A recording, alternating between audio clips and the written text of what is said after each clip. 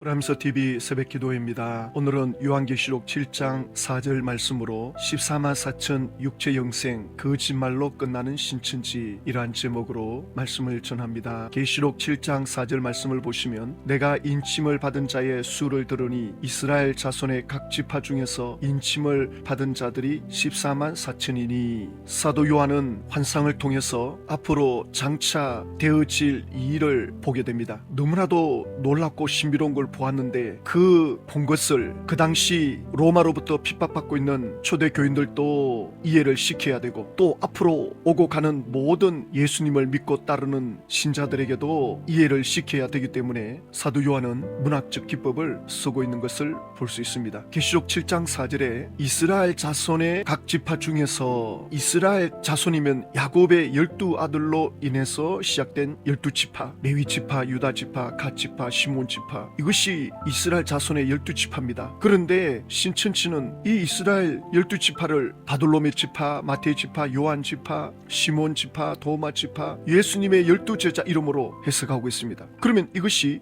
상징적으로 해석이 되는 거거든요. 왜 이스라엘 12지파 이름을 그대로 사용하지 않는가? 왜 이걸 상징으로 바꿔버리나? 그리고 또 각 지파 중에서 인침을 받은 자들이 14만 4천이다. 14만 4천은 실제 숫자 14만 4천 명. 이건 또 문자 그대로 해석을 하는 거거든요. 왜 일관성 없이 성경이 기록한 원래의 목적대로 하지 않고 이런 해석을 하느냐라고 할 때 우리 신천지 총회장님이 계시받아가지고 비유를 푸는 거다. 비밀을 말하는 거다. 자, 그러면 어떤 결론이 나오느냐면 신천지 총회장의 가르침이 기준이 되는 겁니다. 신천지 총회장의 가르침이 중심이 되고 결론이 되는 겁니다. 그러면 요한계시록이 말하는 것과 다른 결론에 도달할 수 있죠. 그래서 이만희 계시록이 나오는 것입니다. 우리가 성경을 해석할 때에 몇 가지 원리가 있습니다. 이걸 객관적 해석의 원리인데요. 문자적 해석, 비유적 해석, 상징적 해석. 왜 이런 해석을 해야 되느냐면 성경을 기록한 저자는 사람입니다. 사건을 보여주신 분은 하나님이시지만 그걸 글로 옮기는 이는 사람입니다. 사람이 이해할 수 있는 글로 표현했다고요. 그러니까 요한이 글로 표현할 때 이걸 어떻게 하면 사람들에게 이해를 시킬 수 있을까라고 할 때 문자적 해석, 비유적 해석, 상징적 해석을 할 수 있도록 글을 쓰게 됩니다. 이것은 오늘 우리가 일상에서도 겪는 일입니다. 사람끼리 대화할 때 그냥 느낀 그대로 본 그대로 전달할 때가 있죠. 그 상품 100만 원이다 이렇게 표현하죠. 근데 어떤 데는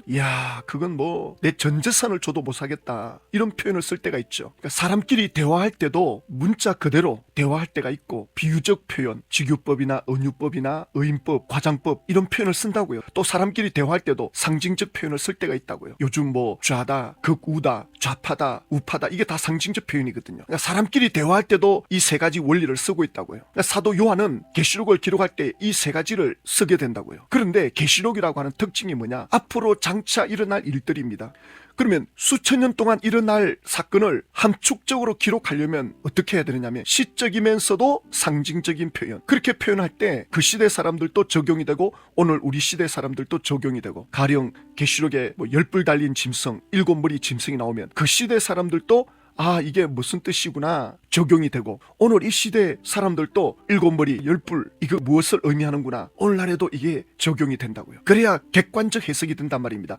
그러면 똑같은 결론에 도달하게 되거든요. 어떤 결론이 나오냐면 성경은 결국 예수님 중심으로 돌아간다는 것을 결론이 내려집니다. 왜냐하면 성경의 저자가 성령님이시기 때문에 성경 저자이신 성령님이 성경을 기록하게 할 때 성경 저자들에게 보여주시는 그 사건이 전부 예수 중심으로 돌아가게 돼 있다고요. 그러니까 제자들이나 성경 기록자들이 성경을 기록할 때 예수 중심으로 예수님의 결론으로 내려질 수밖에 없는 게 본인들이 보고 들은 게 그거였거든요. 그걸 문자적으로 비유적으로 상징적으로 기록을 했단 말입니다. 그러니까 해석을 할 때도 그 기록한 저자의 그 원리를 그대로 풀어야 된다고요. 자, 여기서 어떤 문제가 생기냐면 객관적 해석 외에 주관적 해석이 있습니다. 이걸 자의적인 해석이라 그러거든요. 이건 뭐냐면 자기 중심적으로 푸는 거예요. 문자적 해석, 비유적 해석, 상징적 해석을 무시해버립니다. 성경 원래에 기록된 그 세 가지 원리를 무시해버린다고요. 그러면 그 세 가지 원리가 예수님 중심으로 가야 되는데 이걸 무시해버리면 어떤 결론이 오느냐? 자의적인 해석을 하게 되면 해석하는 그 사람이 주인공이 돼버립니다. 때문입니다. 그래서 이만희 계시록이 나오는 거예요. 그래서 자칭 한국의 재림주라고 하는 박태선, 문선명, JMX, 안산홍, 구윤회, 이 사람들의 공통된 특징이 뭐냐면 전부 그 교주가 만들어 놓은 책이 있습니다. 통일교 원론이라고 하는 책이 있습니다. 근데 그 책이 성경 위에 있습니다. 하나님의 교회 안산홍 교주 집단, 제가 그 사람한테 책을 한 권 받았거든요. 책이 보이나요? 이게 장기일자 어머니 하나님의 교회. 그들은 이걸 테스트로 삼습니다. 그러니까 그 하나님의 교회 사람들은 성경보다 이걸 더 위에 두고 있다고요. 모든 이단의 교리들은 성경책보다 그 교주가 풀어놓은 그 책을 성경보다 더 위에 두고 있습니다. 여기서 문제가 오는 거죠. 그런데 이런 해석이 전부 그 교주가 자의적인 해석을 한다는 겁니다. 예수님 중심으로 풀고 있는 우리 개신교와 이 이단들의 해석이 충돌이 일어나는 겁니다. 완전히 극단적으로 가게 되죠. 그래서 디모데전서 4장 1절에 성령이 밝히 말씀하기를 후일에 어떤 사람들이, 지금 이 말씀은 누가 누구에게 하는 겁니까? 사도 바울이 성령님으로부터 계시받은 거죠. 믿음에서 떠나, 어떤 믿음입니까? 예수를 믿는 믿음이거든요. 미혹하는 영과 귀신의 가르침을 따르리라. 그런데 신천지는 이런 거를 어떻게 해석하느냐? 신천지를 떠나면 귀신을 따르는 거다. 이걸 자기들 말씀으로 끌어가 버립니다. 사도 바울이 이 말씀을 받았기 때문에 사도 바울이 이 말씀을 받은 대로 해석을 해야 되거든요. 그러니까 문자 해석, 상징적, 비유적 해석을 다 무시해버린다는 거죠. 주관적인 해석을 합니다. 그럼 어떤 결론이 나오느냐? 성경 원래대로 해석을 안 하기 때문에 충돌이 일어나잖아요. 충돌이 일어날 때 어떻게 나옵니까? 우긴다고요. 억지를 부린다고요. 우기고 억지 부리고, 그게 본인들이 거짓말인지를 몰라요. 그게 세뇌되어 있기 때문에 거짓말과 우기는 거, 그러니 극단적으로 가게 됩니다. 양심이 마비돼 버립니다. 그 교주의 프레임을 가지고 성경을 보기 때문에 생각이 굳어버립니다. 이게 양심이 화이 맞아 버립니다. 생각이 딱 멈춰버리는 거예요. 그러니까 이단에 빠진다 할 때 그 사고가 굉장히 좁아져 버립니다. 본의 아니게 피폐한 삶을 살게 됩니다. 본인들은 뭐 전혀 그렇지 않다 그러는지 모르지만 굉장히 피폐해집니다. 그 교주의 조종을 받게 되는 거죠. 자, 이 본문에 대해서 요한 집화장이 해석하는 거 보십시오. 이 14만 4천은요, 마지막 때 창조가 될 것을 이미 지금으로부터 2600년 전에 예언이 되어 있었습니다. 예레미야 31장 27절에 사람의 씨와 짐승의 씨가 뿌려질 것이다. 그리고 약 600년이 지나 초림 때 이 땅에 오신 예수님은 그 말씀대로 이 땅에 좋은 씨를 뿌리게 되었습니다. 그런데 이 하나님의 씨가 뿌려질 때 원수 마귀가 와서 가라지도 덧뿌리게 됩니다. 그리고 예수님은 말씀하시기를 하나님의 씨를 뿌렸으니 그 곡식을 추수하여다가 곡간에 넣게 되고, 그 곡간이 하나님 예수님 계시는 천국임을 예수님은 미리 예언을 하고 가셨습니다. 이제 이 땅에 하나님의 씨가 뿌려졌습니다. 또 마귀의 씨도 뿌려지게 되었습니다. 하나님의 씨를 뿌린 지 2000년이라는 시간이 지났습니다. 영적인 농사의 시간을 통해 충분히 곡식은 익었습니다. 계시록 14장 14절에서 16절에 가서 보게 되면 이제 곡식이 다 익었고 천사가 추수한다 했습니다. 그래서 계시록 14장에 가서 보게 되면은 그 14만 4천 추수해다가 계시록 7장에서 인을 칩니다. 이걸 그냥 들어보면 뭐 그냥 그럴듯하게 들리는 것 같아요. 그렇지만 전부 거짓말이고 귀신의 가르침입니다. 들어가서 하나하나 뜯어보면 엉망진창입니다. 요한 집화장이 14만 4천은 마지막 때 창조될 것을 이미 지금으로부터 2600년 전에 예언이 되어 있었다. 이게 어디 나오느냐? 예레미야 31장 27절에 사람의 씨와 짐승의 씨가 뿌려질 걸 말해 놓았다. 14만 4천을 지금 예레미야 31장으로 풀고 있거든요. 전혀 이건 뭐 성경의 기본도 모르는 겁니다. 예레미야 31장 27절이 예레미야가 어떤 상태에서 이 말씀을 했는가, 먼저 1차적으로 그 시대 사람들이 이해했던 내용으로 먼저 해석을 해야 돼요. 그리고 그 다음 우리에게 적용을 해야 됩니다. 1차 독자들을 무시하면 안 돼요. 이스라엘 백성들이 전부 바벨론의 포로로 잡혀가고 집집마다 사람들이 퉁퉁 비어있고 우리마다 짐승의 씨가 다 말라버린 그런 상태란 말입니다. 그러니까 그 시대가 어떤 상태인지를 이해를 해야 되는데 그거 전부 무시해버립니다. 지금 예레미야가 하나님께로부터 받은 말씀을 보라, 사람의 씨와 짐승의 씨를 이스라엘 집과 유다 집에 뿌릴 날이 있으리니. 그런데 이 말씀을 하기 전에 뭐라고 했느냐면 23절에 만군의 여호와 이스라엘의 하나님께서 이와 같이 말씀하시니라. 내가 그 사로잡힌 자를 돌아오게 할 때에, 지금 포로로 잡혀가고 있거든요. 포로로 잡혀가고 있는 그 모습을 보여주면서 내가 이 사람들을 돌아오게 할 텐데, 돌아오게 될 때 다시 이스라엘과 유다 집에 씨가 뿌려질 거다. 번성하게 될 거다. 사람들이 늘어나고 가축들이 늘어나게 될 것이다.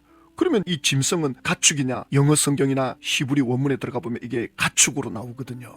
애니멀로 나오거든요. 우리 한글로는 그냥 짐승 이러면 이게 좋은 표현인지 나쁜 표현인지, 그래서 원문을 때로는 참고할 필요가 있는 거죠. 그런데 이런 거를 다 무시합니다. 모든 이단들이. 그리고 600년이 지나 이 땅에 오신 예수님은 그 말씀대로 좋은 씨를 뿌리게 되었습니다. 그런데 하나님의 씨가 뿌려질 때에 원수 마귀가 와서 가라지도 덧뿌리게 됩니다. 예레미야에게 하신 말씀은 포로로 잡혀간 그들이 70년 후에 돌아올 것을 말씀해 주십니다. 정확하게 70년 후 고레스 왕에 의해서 이스라엘 백성들이 고향으로 돌아옵니다. 그런데 신천지는 이걸 600년 후 예수님 때 이루어진다, 예수님이 오셔가지고 씨를 뿌린다, 그러면서 이걸 마태복음 13장으로 끌어가거든요. 초림 예수님이 오셔가지고 씨를 뿌렸다. 그리고 예수님은 말씀하시기를 하나님의 씨를 뿌렸으니 그 곡식을 추수하여다가 곡간 넣고, 그 곡간이 하나님 예수님이 계시는 천국임을 예수님은 미리 예언하고 가셨습니다. 예수님이 씨를 뿌렸고, 그래가지고 추수 때가 되면 그걸 추수해가지고 곡간에다가 집어넣는다.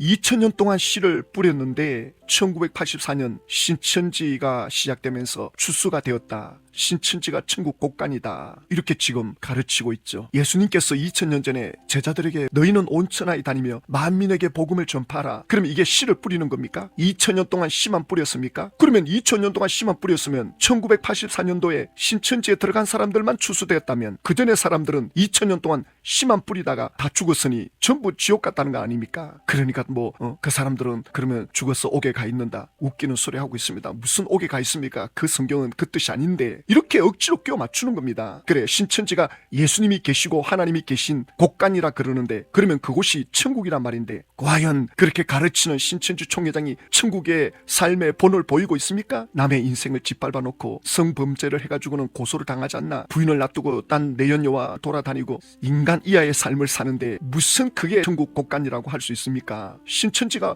그러면 과연 오늘날 개신교보다 나은 게 뭐가 있습니까? 우리 개신교는 우리가 천국이라고는 하지 않거든요. 우리가 천국을 만들어 가야 된다. 지금 과정 중에 있다. 그래서 이기는 자가 돼야 된다. 죄를 이겨야 되고 세상을 이겨야 되고 우리 자아의 욕망을 이겨야 된다. 이 싸움을 해야 된다. 죄를 피 흘리기까지 싸워야 된다. 우리는 그렇게 과정 중에 있단 말입니다. 천국을 이루어 가야 되는, 하나님의 나라가 완전히 임해질 때까지 우리는 이 땅에 하나님의 나라를 실현해 가는 과정 중에 있는데, 신천지는 거기가 곡간이라 그러잖아요. 천국이라 그러잖아요. 그럼 뭐가 다르냐 말입니다. 교주 지파장들부터 전부 사기치고 횡령하고 제명당하고 쫓겨나가고 12지파장 중에 제대로 남아있는 사람 누가 있습니까? 응? 말이 안 되지 않습니까? 자, 그리고 또 뭐라고 하느냐, 이제 이 땅에 하나님의 씨가 뿌려졌습니다. 또 마귀의 씨도 뿌려지게 되었습니다. 하나님의 씨를 뿌린 지 2000년이 라는 시간이 지났습니다. 2000년 동안 하나님의 씨도 뿌려지고 마귀의 씨도 뿌려졌다. 그럼 이게 어디에 나오느냐? 마태복음 13장의 천국 비유에서 나오는 거거든요. 이것도 전혀 맞지가 않는 거죠. 억지로 끼워 맞추는 겁니다. 예수님이 천국 비유를 말씀하면서 이 땅에서 경험되어지는 천국이 어떤 특징이 있는가를 설명하는 거죠. 집주인이 종들에게 와서 말하되 주여 밭에 좋은 씨를 뿌리지 아니하였나이까? 그런데 가라지가 어디서 생겼나이까? 신천지는 예레미야 31장을 인용을 하죠. 예레미야서에 짐승의 씨가 뿌려진다고 했으니 바로 이 짐승이 뿌린 거다, 이렇게 나오잖아요. 말도 안 되는 소리 하고 있습니다. 예레미야 31장의 27절에 이 짐승은 70년 후에 사람들과 가축을 말씀하는 거지, 이것이 어찌 지금 오늘날 이 시대의 말씀으로 끌어와가지고는 알곡과 가라지에 대해서 말씀하느냐는 거죠. 예수님이 말씀한 알곡과 가라지는 이 땅의 천국에는 알곡과 가라지가 공존한다. 양과 염소가 공존한다. 빛과 어둠이 공존한다. 그러니 그 가라지를 뽑지 마라, 심판하지 마라. 그러면 양들이 사는 곳에 염소가 있으면 안 되잖아요. 빛이 있는 곳에 어둠이 있으면 안 되잖아요. 알곡이 있는 곳에 가라지가 있으면 안 되잖아요. 그런데 놔두라는 겁니다. 그런데 자세히 들어가 보면 양이 있는 곳에 염소가 있음으로 인해서 양들이 더 열심히 움직인다는 거 많이 들어왔잖아요. 그러니까 빛이 있는 곳에 어둠이 있다, 알곡이 있는 곳에 가라지가 있지만 때로는 그것이 알곡으로 하여금 더 알곡되게 하는 그런 역할도 하더라는 겁니다. 그러나 때가 되면 거둔다. 그러니까 이 천국 비유는 악과 선이 공존한다.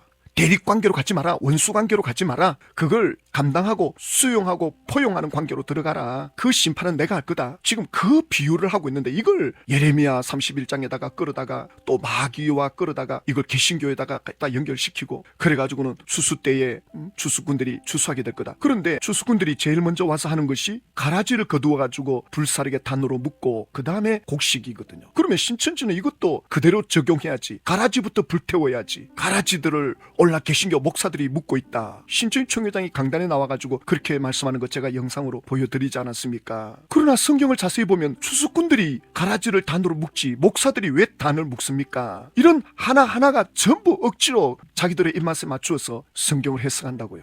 그러면서 영적인 농사의 시간을 통해 충분히 곡식이 익었습니다. 2000년 동안 씨가 뿌려졌는데 이제 충분히 곡식이 익어졌다. 지금은 추수할 때다.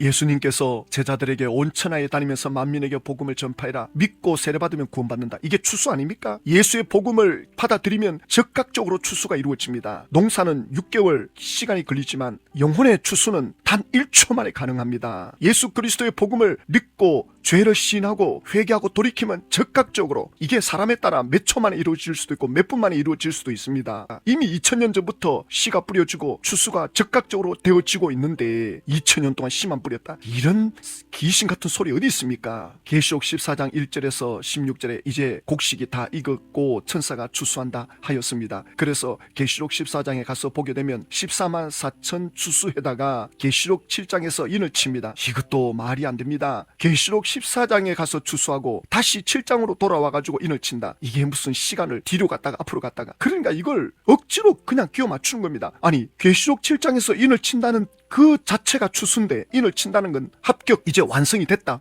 그러면 그게 추수인데 성경을 뒤로 뒤죽박죽으로 이러면 안 되죠. 성경을 그저 자기들한테 억지로 끼워 맞추면 안 됩니다. 그래서 예수님이 가라지를 가만히 두어라.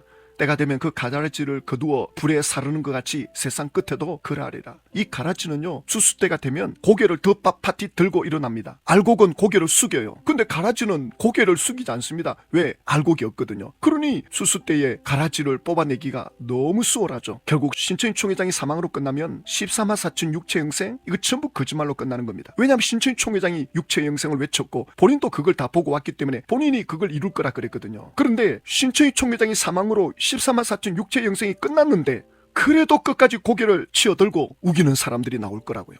계시록 18장, 19장, 20장 그래도 이루어진다. 총회장이 사망했지만 다시 이걸 이루러 올 거다. 그리고는 끝까지 교리를 왜곡해서 가르치는 작자들이 나올 것입니다. 이게 100% 이제 드러날 것입니다. 그래서 계시록 22장에 불의를 행하는 자는 그대로 불의를 행하고 더러운 자는 그대로 더럽고 의로운 자는 그대로 의를 행하고 거룩한 자는 그대로 거룩하게 되리라. 마지막 때가 되면 될수록, 끝이 되면 끝이 될수록 완전히 이건 드러나게 될 것이다. 그래서 예수님이 알곡과 가라지 비유를 하시면서 마지막 결론을 마태복음 13장 41절에 인자가 그 천사들을 보내리니 그들이 그 나라에서 모든 넘어지게 하는 것과 또 불법을 행하는 자들을 거두어내어 풀무불에 던져 넣으리니 거기서 울며 이를 가게 되리라. 그때의 의인들이 자기 아버지 나라에서 해와 같이 빛나리라. 신천지는 지금 이게 이루어졌다는 거예요. 신천지는 지금 이게 성취가 됐어요. 신천지가 천국이고 곳간이니까. 신천지는 의인들만 살고, 그래서 거기는 해같이 빛나고, 그리고 지금 개신교는 풀무불에 던져져가지고 이를 갈며 울고 있고, 이게 지금 추수 때라는데 과연 진짜 그렇습니까? 신천지 총회장이 육체 영생을 이루겠다고 했는데 그걸 이루지 못하고 끝나면 그게 해같이 빛나는 것입니까? 두고 보라고요. 가라지로 끝납니다. 그때 끝까지 교리를 우기면서 그래도 이루어진다 라고 하는 사람들이 있을 것입니다. 그때는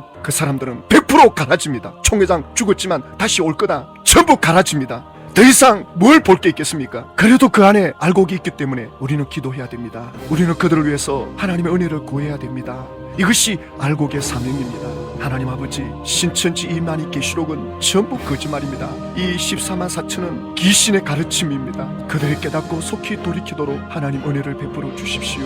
전국 12지파의 기도의 파수꾼들이 일어나고 말씀의 종들이 일어나서 이것을 막을 수 있게 하여 주시옵소서. 예수님의 이름으로 기도드립니다.